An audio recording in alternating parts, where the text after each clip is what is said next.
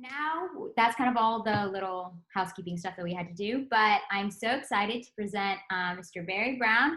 He is the Director of Operations and Maintenance at Portland International Jetport. We are so excited to have you. I don't know if you can see us here. There we go. Hello, good to be here.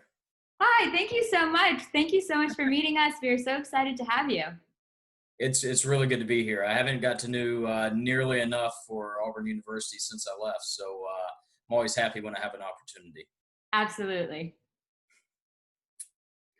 So I'm not sure of the format, but I wanted to kind of just talk a little bit about what I do and kind of how I got here. And I have a way of kind of looking into things and seeing where everybody's head is.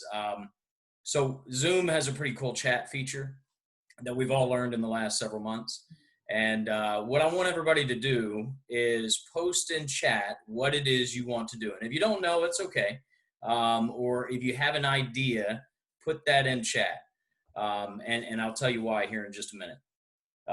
But just a little bit about me. My name is Barry Brown, obvious. And I joined Auburn University alumni in May of 2010 when I graduated. I grew up in Auburn. My family's been in the Auburn, Opelika area since the 1840s. So, very attached to the school and the county and the city. Obviously, the football team, War Eagle. My mom and my uncle both graduated, she with a degree in journalism, and my uncle with a degree in veterinary science. He's actually a horse surgeon. So Auburn has lots of opportunities and really cool people that end up going there, and you really learn a lot from people that you just never thought you'd ever meet. I graduated in 2010, which means yes, Cam Newton went to school with me, so that was pretty fun. But it was a tough time.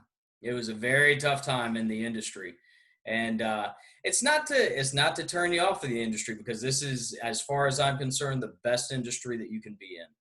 And but it's cyclical, I mean, you have ups and downs.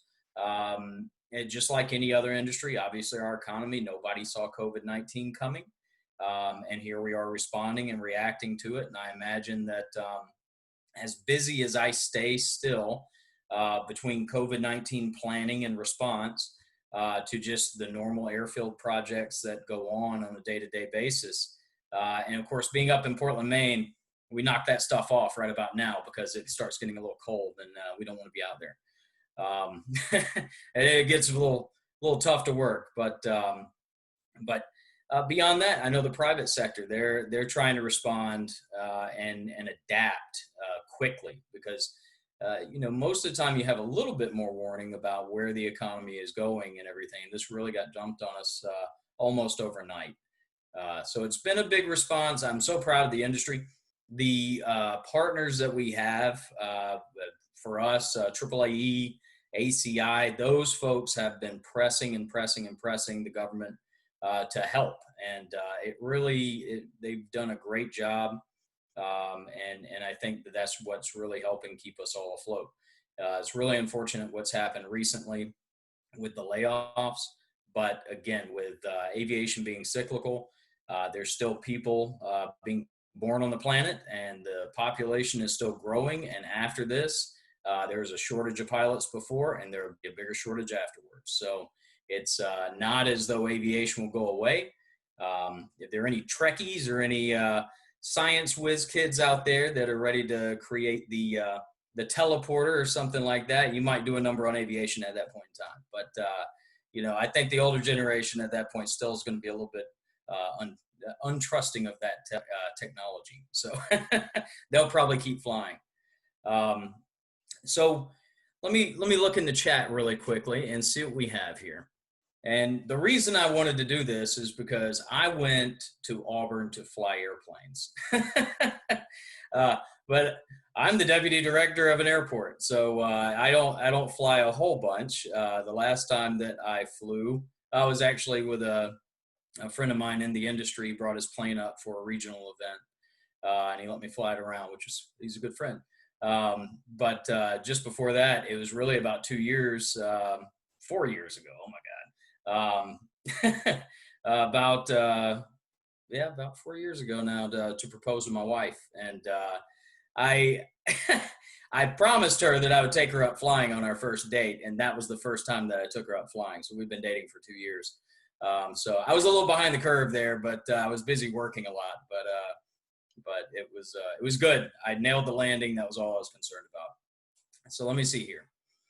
So fly overseas, nonprofit, airline cargo, Air Force, airlines, cargo, airlines corporate. They're going to need you all, I promise. So I'm seeing a lot of pilot. So not a bad thing. Like I said, fighters for the Air Force. That's what I wanted to do. For me personally, I stayed in college a little bit too long. And I did so because Auburn was a really fun place to go to college. And all my friends already lived in town anyway, so I never had to leave anybody. So I stayed in college a little bit too long. By the time it was time to get out, I was talking to the Marines, I was talking Army, Air Force, with the bubble burst that occurred at that time. They were not even meeting that year for officer candidates. They already had everybody they needed. Coast Guard didn't even call me back. I still have a chip on my shoulder about that one. But I went and I did the ASVAB for the Army. I did really well. They were, happy to get me in, but they had so many people going in because the military is stable. And for the most part, the military is a stable job. If you want to get in, you want to get the experience, you want to get a lot of benefits for low or no cost. The military is a great place to go. You get to serve your country, and there are many benefits that come of that.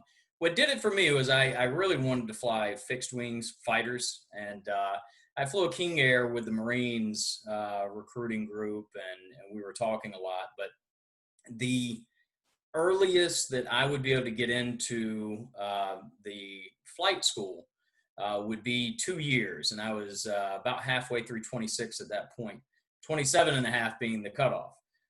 So without a waiver. So anyway, I decided against that, and I went into the private sector, except for I didn't get right into the private sector.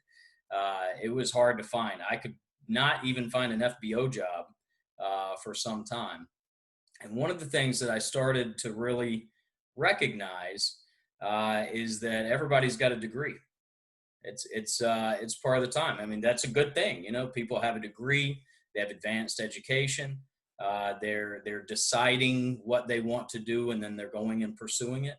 But those people are your direct competition.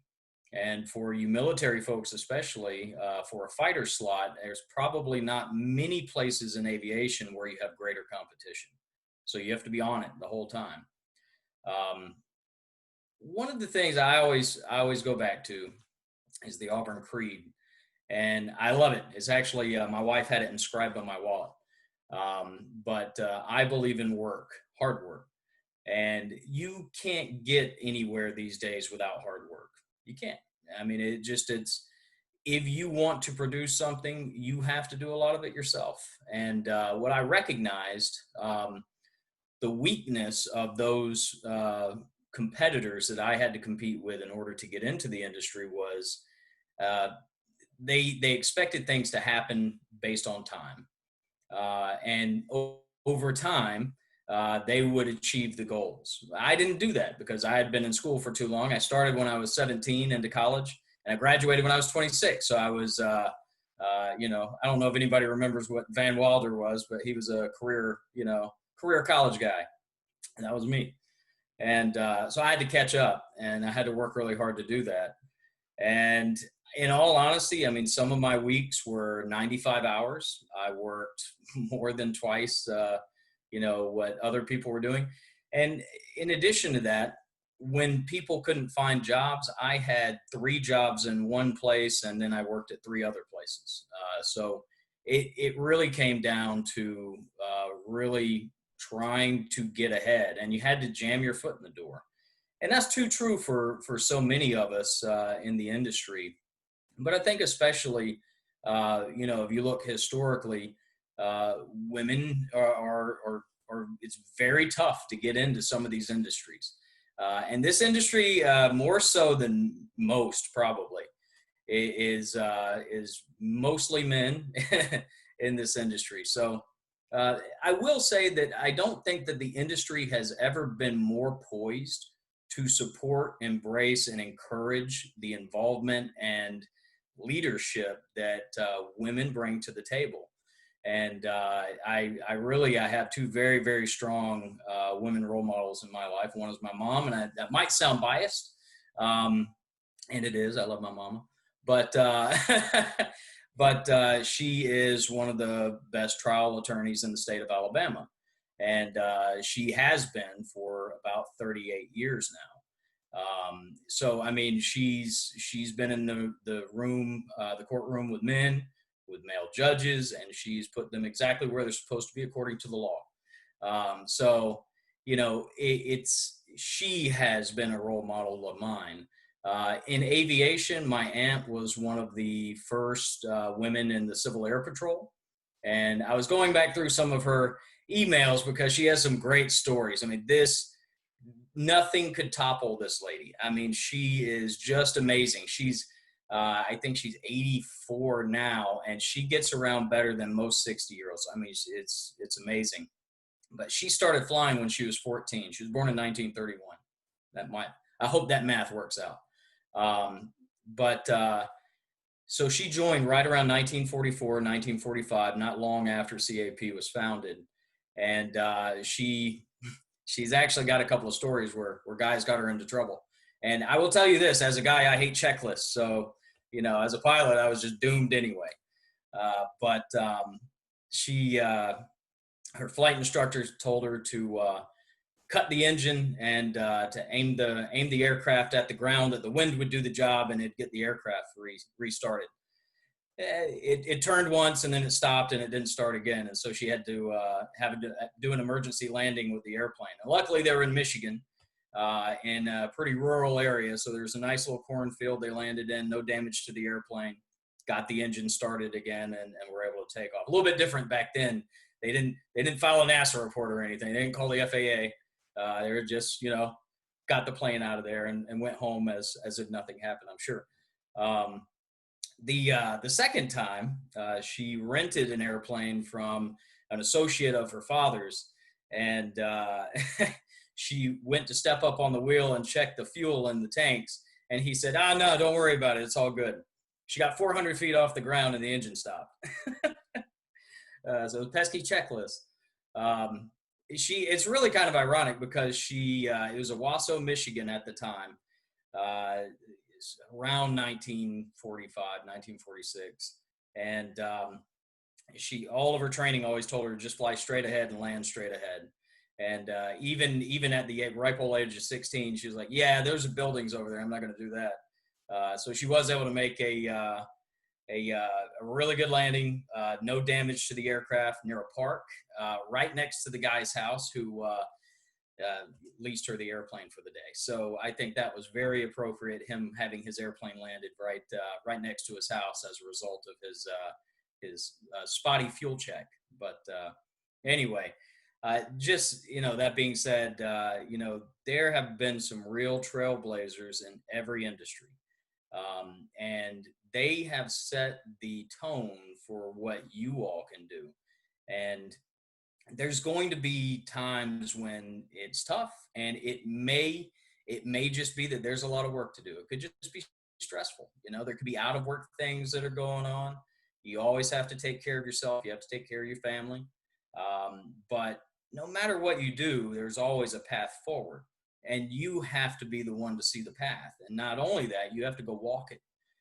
So if you get into a situation, don't ever forget about your resources. Every industry has a lot of resources, every single one of them.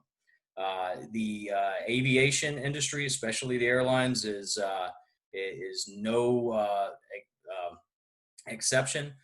Airports, certainly no exception. And one thing I would encourage you to do is always be driving toward that goal. Whatever you do as a pastime, as a job, make it align. If you're currently working somewhere that is not necessarily industry related, see if you can find something that is, and just that way you have it. When I got out, I had zero experience. I had a pilot's license, an instrument rating, and that was about it. But I had zero experience at the airport, really. So I had to work really hard just to get my foot in the door. And when I did, I started at this FBO Craig Air Center down in Jacksonville, Florida in January 2012. And I started down there. Everybody said, you need 2 years of experience. You need 2 years of experience. And just going back to the pilot side, I never wanted to fly commercial. I'm not that controlled. I'm not that patient. I always heard about the guys that flew, 150 miles past Hawaii, and I just knew I'd be that guy. And so it wasn't for me. But January 2012, started out at the FBO. I did everything. And there was a guy there that he was always like, oh, the boss is mad at me. He's all mad at me. He's always on my case. I was like, well, I mean, you sit around a lot, and I didn't. I would go find things to do. And what I told him, I was like, listen, if there's nothing to do, go find one thing and do it really well, because now you're going to be busy for a while.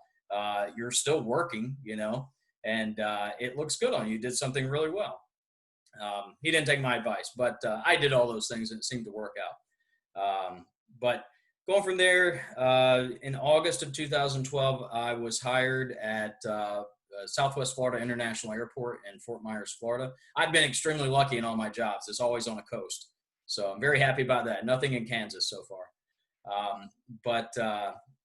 Yeah, Southwest Florida International, I didn't have a lot of experience in aviation. I went through probably 250 job applications to different airports. And the last place I applied to something in Antarctica. I kid you not.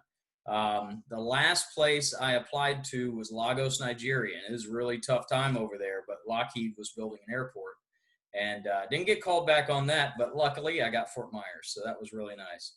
I didn't really know much. So when I got in, every single time I get in somewhere new, I just try to become an asset. I weasel my way into anything I can to become useful. And it's worked quite well because you learn a lot, and your value is based on what you know and what you can do. So the faster you learn, the more that you can operate independently and do that well, the better off you're going to be by far. So I rewrote, I don't know if you're all familiar with the airport certification manual, but it's the document that basically guides airports as to how to be compliant with the FAA standards that are set for them. So I'd never written one, but I didn't know enough about it or anything like that. So I just started. And that's another kind of tip, if you just start, it doesn't matter if you know what you're doing when you get going. It's if you start and you're interested in what you're doing, and you work toward it, you will finish. You will finish. Unless it's astrophysics, and there might be some of you in here that can do that stuff. I applaud you. But unless it's astrophysics, I'm not going. There's nothing that's going to stop me from getting the job done. And even if it was, I'd contract with one of y'all to take care of that. But get started. Don't worry about where it ends. Just get started, learn the material, sort it out, and just start writing. It's called a first draft. It doesn't have to be perfect. Go ahead and then look back at it, learn some more after you've gone through everything, and then redo it. You're going to get better. After I rewrote their ACM, nobody asked me to. I just wanted to learn it. 2 years after I left, I didn't learn this until last year.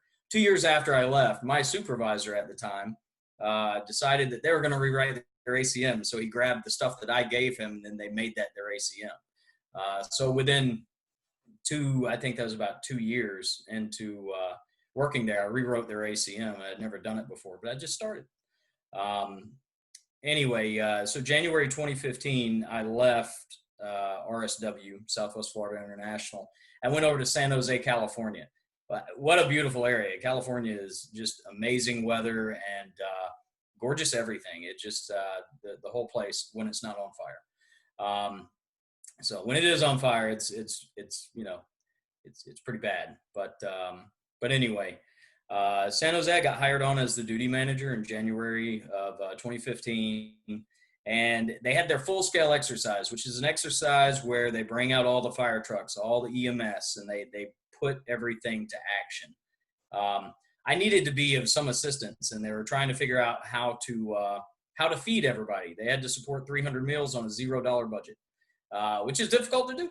I got to admit, but we had partners, right? What are you going to do in an emergency situation? You're going to contact your partners. So we had great partners in Parodies and HMS Host, which serve a lot of the airports that you all fly through and eventually will fly through as part of your airlines or cargo. And they provided everything. Each of them stepped up. They did 150 meals apiece, and we had 300 meals at no cost whatsoever.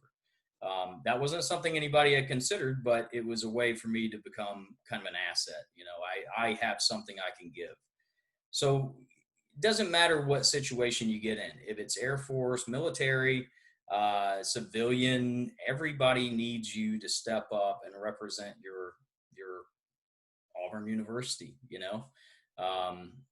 and again, you have resources. There's so many out there, but number one, especially when you get out, I'll have to pull up my LinkedIn address, but everybody add me. If you need anything, I'm 100% available. I may not respond immediately because I get kind of busy sometimes, but winter is coming, not to do the whole Game of Thrones thing, but we do it up here because it's really scary. Anyway, you have a lot of resources.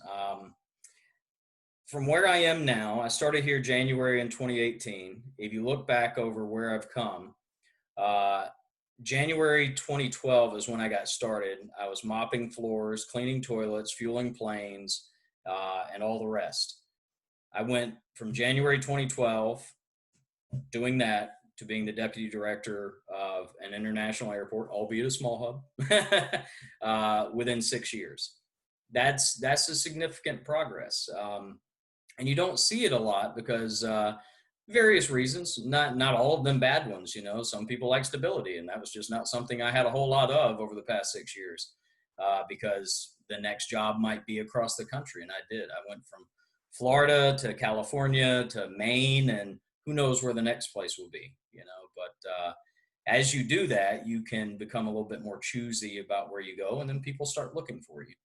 And don't take failure, don't take adversity as a game killer. You don't have to. It doesn't have to be a game killer. I'll give you a good example.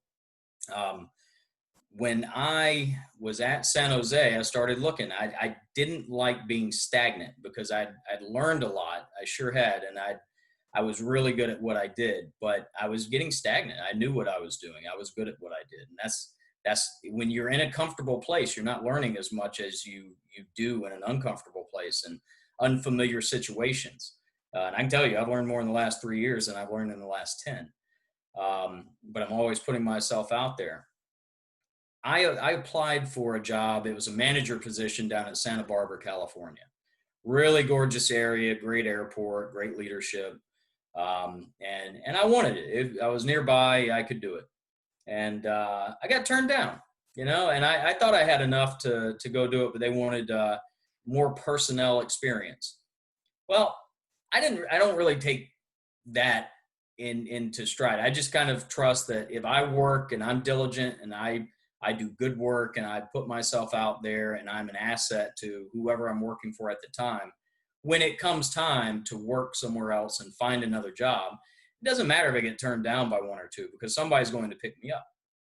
And the company that had been retained to hire in that position gave me a call during the Auburn LSU game in 2015. We lost that one. I remember it to this day. I ordered corn dogs for some LSU fans that were sitting at we're at Buffalo Wild Wings. They were sitting at the bar. Make sure they got the corn dogs. I have a video of it somewhere. But I always do that, by the way. If I see you and you're the enemy, I make sure you know.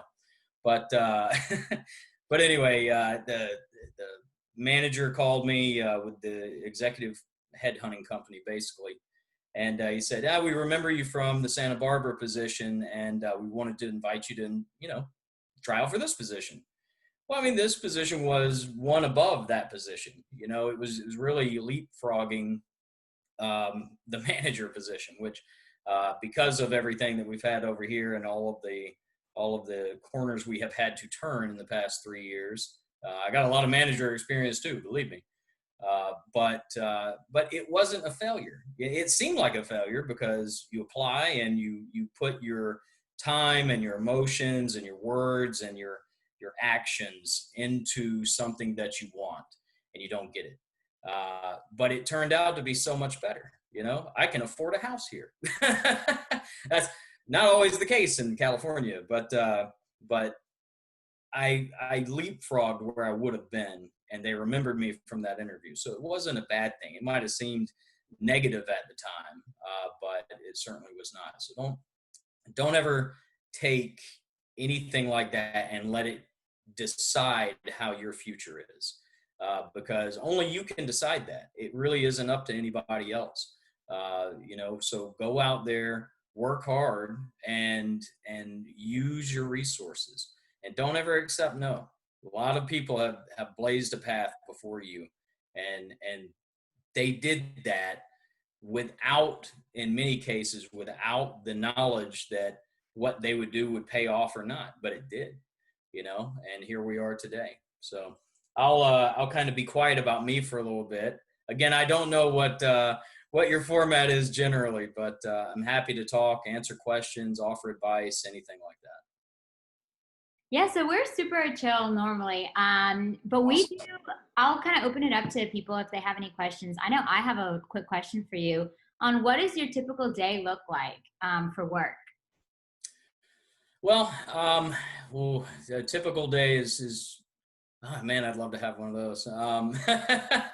It bounces around a lot. I mean, for me, I mean, right now I have two divisions. I have 33 employees, um, and they're very different. I'm operations and maintenance. From the operations side, mostly you have people who are who have gone to school for specifically working in aviation. They're specifically interested in growing and evolving within the industry and themselves, and they're more professional in many cases. And then I have maintenance, and not they're not knuckle draggers or anything like that, but they did not do those things in many cases.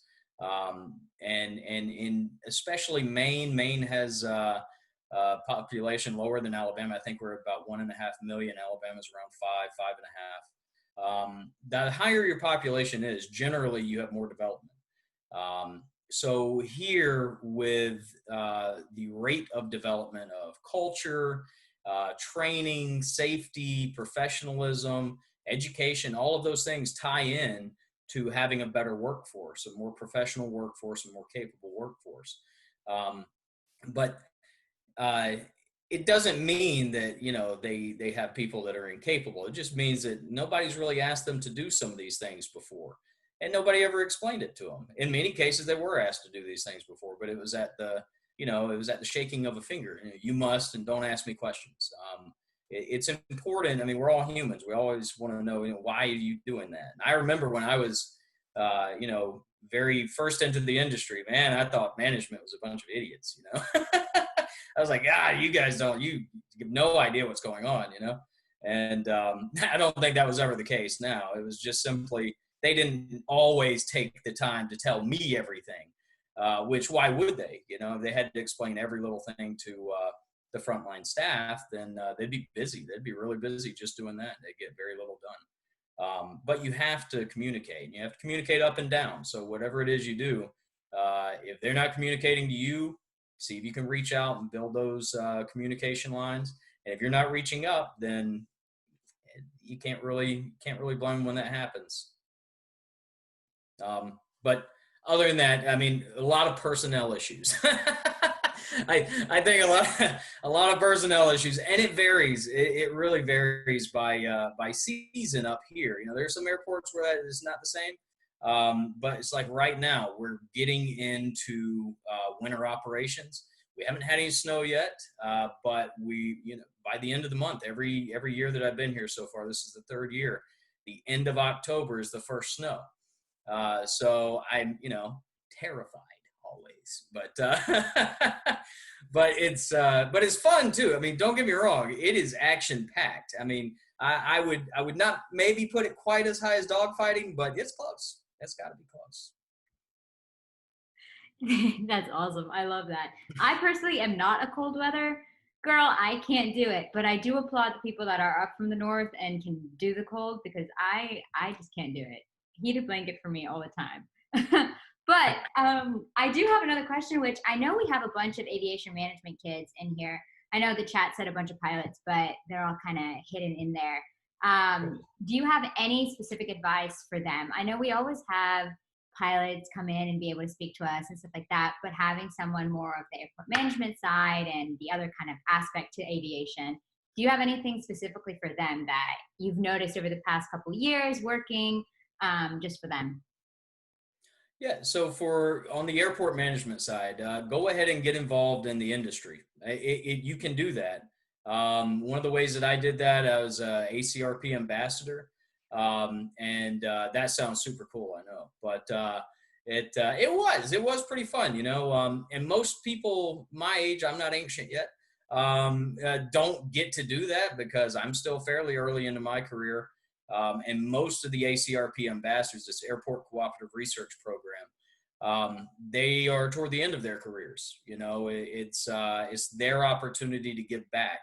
But I wrote a convincing enough letter that they let me on too. But they Airport Cooperative Research Program is funded by the FAA. They have a champions program that you really should look into. People do not give them enough love. They really don't. Everything that's coming out tomorrow, ACRP has already evaluated for the most part, and they write the book literally on how to do things, how to think about things.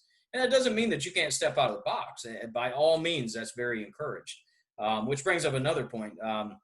I was always taught in school not to plagiarize, but that is not what we do in the industry. We steal everything. And it's okay. People will give it to you.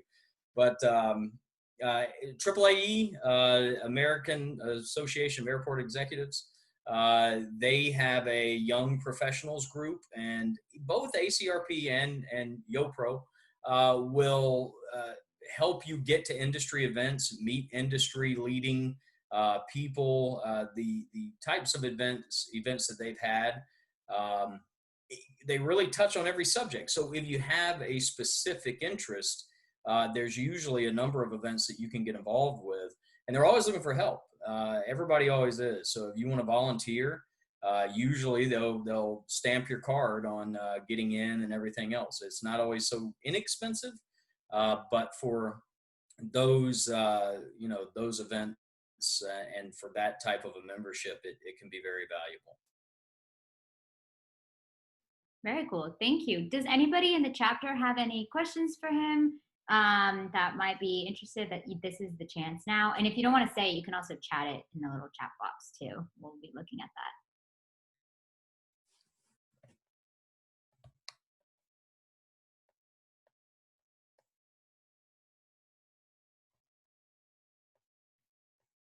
Anyone? Now is your chance. I have a question. It's kind of a basic question. I'm sure you've heard it a lot over the past recent months, but what is your outlook on kind of the COVID situation and how has that affected like your day-to-day life?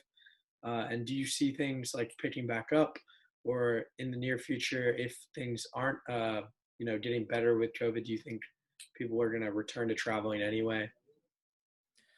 Yeah, so I don't think you're ever going to get rid of travel. I really don't. I mean, it's people like going places, and those people that really like going places, very few things are going to stop them. Um, I think that the aviation industry as a whole has probably been one of the hardest hit industries. And that being said, I think that they're very resilient, but part of their resiliency is being able to adapt quickly. And unfortunately, that is what you see right now with the layoffs. But aviation is something that's going to be there probably long after we're gone. So it's not anything that's going away for any amount of time. I think that once you see that the vaccine has been produced, that you'll see a pronounced uptick is my guess. Overall, and I mean, not to be sunshine and rainbows, it's you're probably looking at 2 years or more before you see the 2019 numbers that we had. But I mean, that being said, at some point the aviation industry was at that level, and it was functioning, and people were traveling and they were confident in it. And there's I don't think that they advertise this even enough, even though it's the best way to advertise air travel. It is infinitely safer than any other method of travel. A lot of people, 45,000 a year die in automobile accidents. COVID-19, as bad as it has been, that's a pretty hefty percentage, of people that would potentially die just from traveling on our roadways.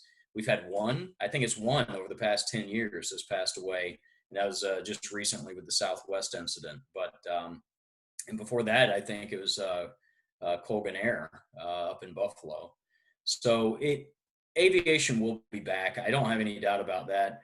I think there will be a little bit of a return to normal business. And I think that will really pick up after the elections, because that just drives everybody crazy anyway. But two, once you see a vaccine come about, people are they're not going to be as worried about it. They'll go get vaccinated and then they'll hop on an airplane for Mexico, so give it a little bit of time. It depends on kind of where you are too in your college career. Because if you're a sophomore now, I think most of this will resolve itself by the time you graduate. Those that are graduating now, certainly, military is always a good route to go, but there are tons of other ways to get time. The program that Auburn has through Delta is an excellent representation of that. There was a pilot shortage beforehand, and there really will be another one. And just weathering that is going to get you used to the cyclical nature of aviation in general, but always have a backup, and don't be afraid to use it. If you get out and you want a job in aviation, find a job in aviation, get used to it. And then, keep working at your, building your time, which is important, and then find your way forward. But yeah, 2.5 years, I think you'll probably see a return to 2019. Thank you. Anybody else? I'm nice, even though I have a jacket on. I wore this just so I could wear this pin and show it off, because I don't get to do that often. There aren't many Auburn fans up here. Nobody has any questions? This is your chance. Nope. I saw one for airline scheduler. Look at some of them. I'm not very familiar with it, but dispatch, anything you can do with airline operations. They're always looking for qualified people. Okay? There is a revolving door in many cases at the airports, just on the ground service level and everything else. And the more about those ops that you learn, the more attractive you're going to be to an employer. So don't discount the very beginning jobs. Those are the things that'll get you in the door later, because it builds out your resume. The fact that you know that and know how to operate within that group and talk to those people and understand the language and everything else, the things that matter to them, that's infinitely important in where you want to go. Thank you. Yes, sir. That was me. Yes, sir. So, actually, this coming up summer, American Airlines, they have a internship prior to like the airline scheduling. So hopefully, I can get it. But if not, there's other opportunities and things like that. I have other plans, and also as of right now, I know it's not something big, but I work at the Birmingham Airport, and just kind of get my foot through the door a little bit. I'm just working for like retail stores, and then my manager thankfully he told me, he said, hey, I know like the other managers for like Delta, American Airlines, Frontier. So if you want to, once I put my time in a little bit more there, I'll just, step up from that way and try to get myself further out. So. But thank you for, yes, sir. Thank you for answering that question. So I was like really wondering how to kind of get myself out there, because that's really a position that's very particular. Mm-hmm. Not many people go that I notice. They like to do management or like flying from what you see. So. Absolutely. Well, and that's the thing is, I mean, there's so many ways to get into aviation and enjoy it. It's not all about just flying. I mean, obviously, I don't get to fly very often, but I love flying. But scheduling, there are different certifications that you can look for, airport management as well. Your certified member, your airport certified employee. I think your dispatch officer certification is one of the things that you could do. There are a couple of others. I apologize. I don't have all of those. But if you haven't yet made contact with some of your American airline people in the industry, the alumni folks, there are tons of them out there. Absolutely tons. I would reach out. I would start looking for them and just say, hey, I'm a current Auburn University student. I'm just looking to kind of make my way.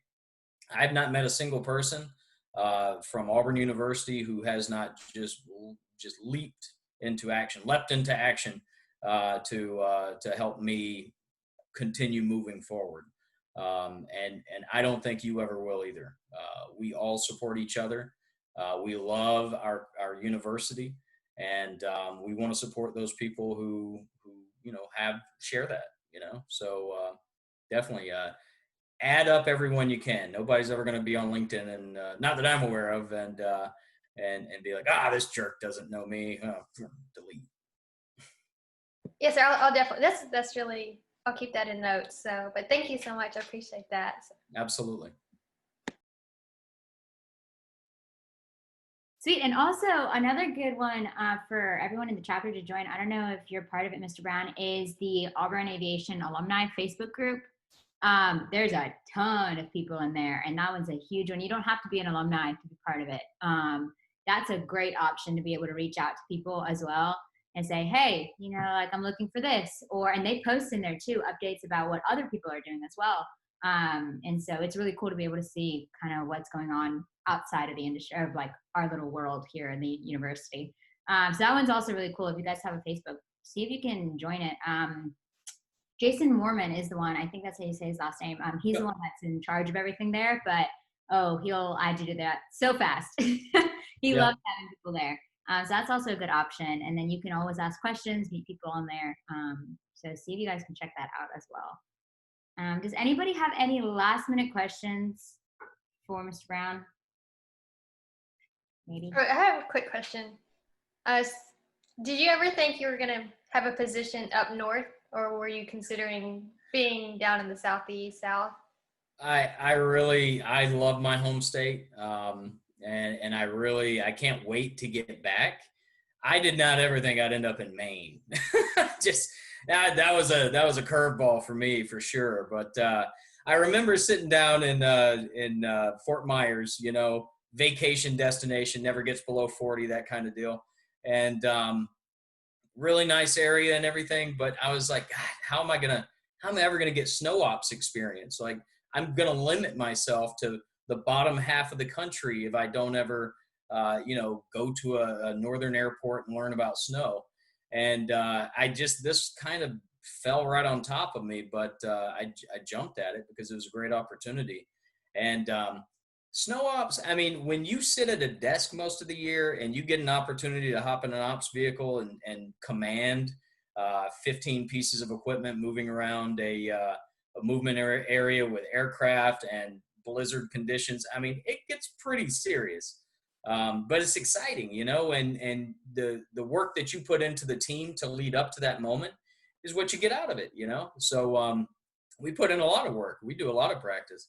But yeah, no, if you would have asked me that 10 years ago, I'd do that. No way. I don't like the cold weather either. Yeah, that's my goal. Like hopefully to stay within the Southeast or South, but sometimes it doesn't work out like you said. So, Well, but and don't be afraid to move around. I mean, one of the things about the airlines is they kind of bounce you around a little bit. You really don't learn a place or the culture surrounding it or anything like that if you just kind of bouncing in and out. If you go and you live there for a little while, you really absorb a lot of it and you understand more. And it's a great benefit, but I would have loved to stay in the Southeast and give back to my state, to my city, my county, every way I can. I still intend to. It's my top goal at some point, but I don't think I'm done bouncing around the country like a pinball yet. So we'll see.